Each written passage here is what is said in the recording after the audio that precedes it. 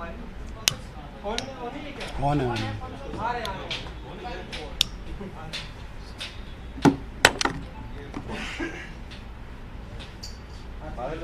चलो ठीक है सर, हो गया। ठीक है विजय भाई।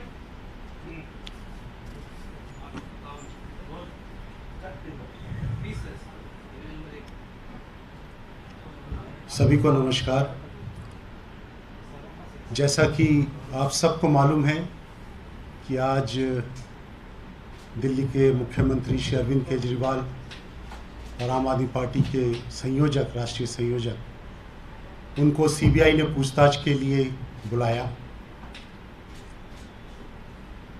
ये जानते हुए कि पिछले कई महीनों से इसके ऊपर, मनीष जी के ऊपर और कई सारे लोगों के ऊपर छानबीन हो रही है और सीबीआई को अब तक ऐसा कोई भी पुख्ता सबूत नहीं मिला जिससे वो मनीष जी को चार्जशीट भी कर सकें।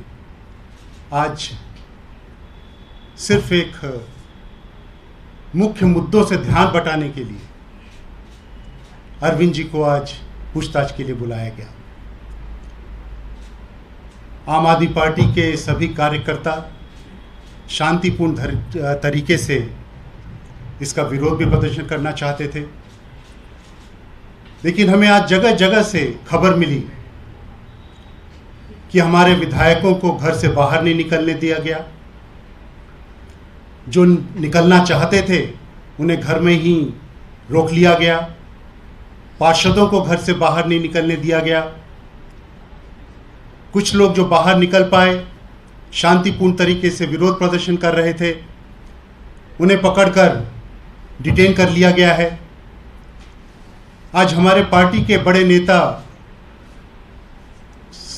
और मंत्रीगण सीजीआई कॉम्प्लेक्स के पास गए थे, वहां शांतिपूर्ण तरीके से बैठने के लिए, अरविंद जी का इंतजार करने के लिए। लेकिन बड़े अफसोस की बात है कि आज भारत जैसे देश में, जो पूरे विश्व में एक लोकतंत्र का प्रतीक माना जाता था किसी समय, वहां पर विरोध प्रदर्शन करने का भी अब अधिकार नहीं है। सभी लोग बहुत आराम से बैठे हुए थे, इंतजार कर रहे थे, बात कर रहे थे, लेकिन अचानक उन सबको उठाकर डिटेन कर लिया गया। हमें यह भी नहीं मालूम कि उन्हें कहां ले जाया गया है, कहां ले जा रहे हैं, हमें कोई खबर नहीं है।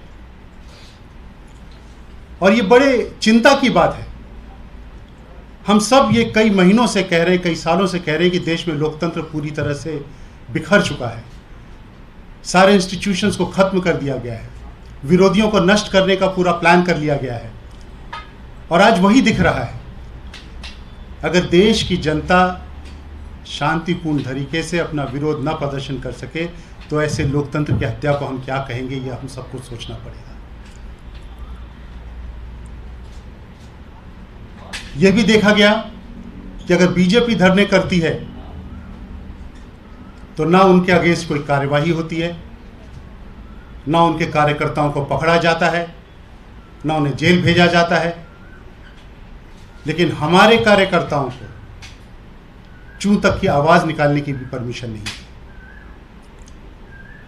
आज इन्हीं सब बातों को लेकर और आगे की रणनीति पर चर्चा करने के लिए शाम को 5 बजे गोपाल राय जी पार्टी कार्यालय में सभी कार्यकर्ताओं के साथ, पदाधिकारियों के साथ बातचीत करेंगे, आगे की रणनीति पर तैयारी करेंगे।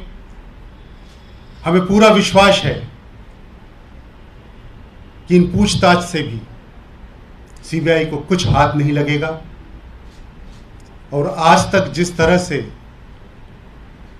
वो इस पूरे एपिसोड में पूरी तरह से नाकामयाब रहे हैं, उसी तरह से आने वाले समय में भी उन्हें कुछ नहीं मिलेगा। आम आदमी पार्टी जिन विचारों के साथ देश में आई है, अच्छे स्कूलों के लिए, अच्छे अस्पतालों के लिए, बिजली के लिए, पानी के लिए, नौकरियों के लिए, और जिस तरह से पूरे देश में इसकी चर्चा हो रही है, उस काम को हम सब मिलकर अरविंद जी के नेतृत्व में पूरी तरह से करते रहेंगे, करते रहे हैं और किसी तरह से रुकेंगे नहीं। अरविंद केजरीवाल रुकेगा नहीं। मैं जास्मीन जी से निवेदन करूंगा अगर वो कुछ कहना चाहें।